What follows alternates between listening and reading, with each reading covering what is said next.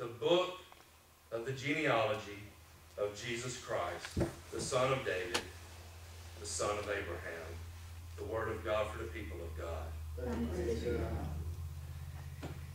You ever get to a start of a chapter and there's the genealogy? And sometimes the genealogy can get to be very tedious and very, where you know that what you're saying, that those names aren't really pronounced that way. You're just coming up with a version that you hope it. Sometimes I'll get on the Bible pronunciation and I'll be like, man, that guy didn't pronounce nothing like I've been calling it. But there's all these names that it's not like, and he begat John, and John begat Sue, and Sue begat Bob. It's none of that. You have these names you can't pronounce, and everybody begot somebody. And I guess begot was a very big word in those days. But everybody begot, and it just gets to be overwhelming. So I don't know if there's anything that at times can be as tedious or as just sort of boring and sort of just mind-boggling as going through the genealogy. And as I was looking at that, and sometimes I have a tendency to say, well, I'm going to go ahead and skip on over, and I'm going to just go ahead and pick up at verse 18. I found myself going over the genealogy, just looking at the names. And y'all, that's where it hit me. I want to highlight some names here. This isn't going to be a long service tonight, I hope. I don't feel like the Spirit's leading me this way, but I want to highlight some stuff here. And I want you to listen as I go over some of the interesting things in here, because I think that you can find some hope for the future in the genealogy of Jesus Christ. Hope for the future in the genealogy of Christ. If you will read in Genesis 12, if you'll go back to Genesis 12, you will read about Abraham. It all starts with Abraham, y'all. If you'll look, the book of genealogy of Jesus Christ, the son of David, the son of Abraham, the number 2 says, Abraham begot Isaac. Father Abraham. The father of many nations. It starts with Father Abraham. But if you're in Genesis 12, if you'll just read that section, and I think it's verses 10 through 20, and you can write these down because I'm going to hit a bunch of these scriptures sort of quickly, but you can just write down Genesis 12 to go read later. But y'all, Abraham got in a situation where he lied to protect his own neck. He got in a situation where he said, well, actually, this isn't my wife, it's my sister. He got in a situation where he said, man, if they know you're my wife, they're going to kill me. So he lied. This is where the genealogy of Jesus Christ begins, with Abraham, who lied to protect his own neck. So then we move to Genesis 27. Now, very interesting here, Abraham begot Isaac, Isaac begot Jacob. Genesis 27, Jacob. If there was anybody that was ever slicker and sneakier and just as conniving, it would have to be Jacob, and he's right up there at the very beginning. He was still in verse 2. There is Jacob, lied to his father, cheated his brother. I mean, this man, family did not matter. He would do what he had to do. So here we are, Genesis 27, Jacob. And here we are, still in the genealogy of Jesus Christ. We move on to Genesis 38.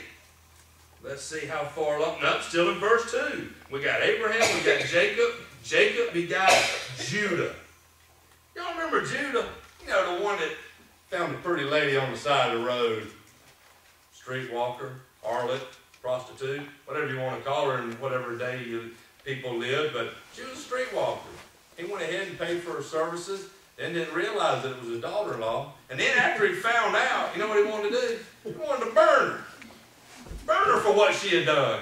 Which is very interesting that he was part of the whole process, but he wanted to burn her. So here we got just at the beginning, Jacob and Judah and Abraham. Then we move into Joshua 2. Do you remember Rahab? You know how Judas was always referred to as the one who betrayed Christ? You know how Rahab's referred to? Rahab the harlot. There you go again.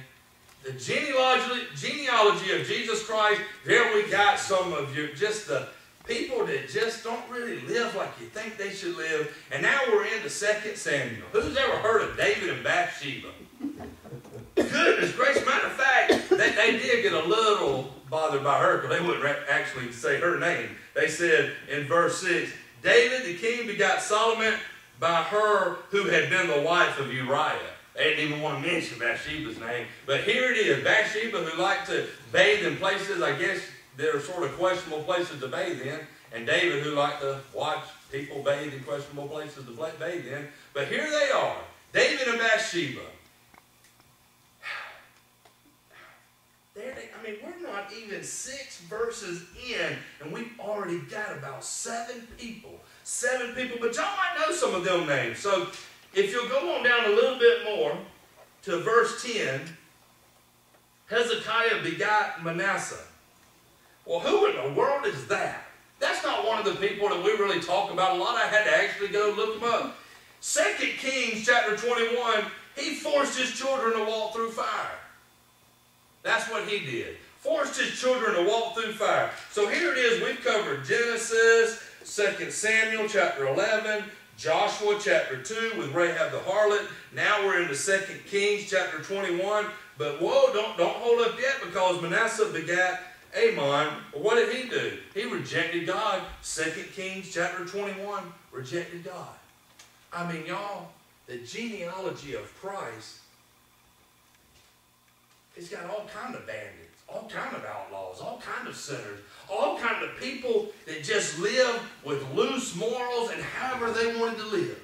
Right there in all of those names that we hate to go through, that we go through and we're trying to Jehoshaphat and Joram, and Uzziah, and we're trying to fumble through the names, through all of that. 42 generations. 42, 14 generations in 3 parts. Through all of that,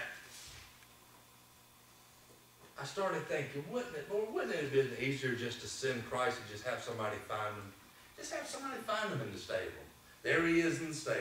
Because that's what's important, is that he came for the lowly, he came for the poor, but you could have just had him there in the stable. Somebody finds them, raises them. He said, why go through all of this stuff where he was actually born into a family tree that had such just awful people?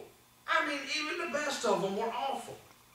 And as I started to realize that, I started to understand that God knew that one day I would have a question about Dak's future. God knew one day I would want to know, where is there hope 40 years from now? And he would know that each one of y'all would look at someone you love or look at yourself and say, what can I hope for 30 or 40 years from now? What will life be like? He knew that question. He knew that we would be here on October the 23rd at our evening service pondering that question. And he said, you know what? I'm going to bring Jesus into the world this way so that people will understand. It's been going on, y'all, for thousands of years. The world is no different today as it was then. The genealogy is set there to let us know, if you will keep following, and you will keep following, there comes a time in every family tree where you get to the end. And if you will look at the end of this family tree, which is found in chapter 1, verse 16, it says, and Jacob begot Joseph, the husband of Mary, of whom was born Jesus. Period. Period. Jesus. No more after that. It comes down to Jesus and then a period. Not a parenthesis, not a hyphen, not a dot, dot, dot, dot, not an etc. None of that stuff. Jesus, period. Because y'all, it begins and it ends with Jesus Christ. That is where the future is. It doesn't matter 400 years of captivity, Jesus. 40 years of wandering, Jesus. Wars, famines, plagues, crime, murder, Jesus. Worried about nuclear war, Jesus. Everything has the same answer as you go through this genealogy of people just like me, people just like you, people just like you, all of them who made mistakes, who sinned, who did wrong. The genealogy keeps going, and then it gets to the end and says Jesus. And then it throws a period, and then it moves on. Y'all, that is when I realized in 40 years, Jesus Christ is still going to be in control. In 40 years, God will still call the shots. In 40 years, the leaders of the nations of this country will not determine if it's a time for war. God will determine if He lets them determine it's a time of war. Everything will still revolve around the same person. That'll be Jesus. What an answer. No matter whatever question is asked, and one day I'm going to do that. Anybody that asks me a question, for one day I'm just going to say Jesus. They might ask me, Mark, when's your birthday, Jesus? Mark, where are you heading today, Jesus? I'm just going to have Him be the answer to every situation in my life. Wouldn't that be nice? If every answer could be Jesus. Because He will be in control 40 years from now. That's when I realized the importance of the genealogy of Jesus. Next time you stumble across a chapter, Old Testament, New Testament, and you see that genealogy, don't go on to the next set of stuff that tells the stories. Read those names. Maybe take some time. I've got a book called Who's Who in the Bible. It has every single person that had ever existed. You can look up and it'll tell you about it. Go through those names and realize, my goodness, for us to get to Jesus, we had to go through some awful people. Which means a lot of sinners, a lot of people filled with hate, a lot of criminals, a lot of bad people were responsible for bringing Jesus into this world. Isn't that something? They all played a part. From the best to the worst, from the harlot to the saint, they all played a part in bringing Jesus here. Tonight as we end and we go on home and we start to go through our week, remember Abraham, remember Judah, remember Jacob, remember Manasseh and Ammon and all these names, David and Bathsheba. Remember all of them.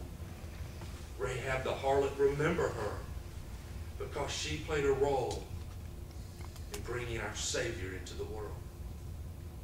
Isn't that wonderful? Because each one of y'all here, including myself, we play a role in bringing Jesus